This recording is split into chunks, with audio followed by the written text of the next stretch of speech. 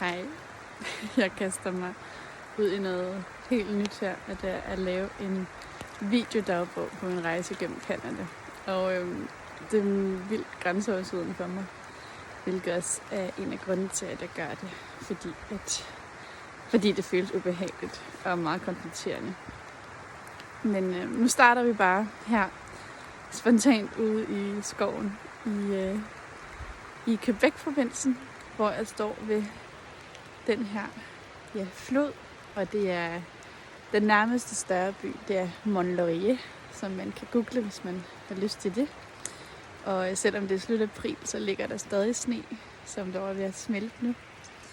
Men havde en meget magisk oplevelse her forleden nat, hvor jeg gik i stjerneklar himmel og sne til knæene.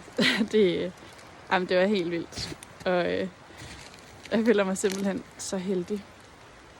Fordi jeg ved også, at det ikke er alle, der har muligheden for at gøre det, jeg gør. Og rejse ud i verden og følge nogle af sine drømme. Og at jeg kan gå her og samle inspiration og oplevelser. Det er jeg simpelthen så taknemmelig for. Og ja, jeg håber, at dem, der er lige så heldige som mig, som kan gøre det, de føler sig kaldet til at gøre, hvad end det er, at de springer ud i det.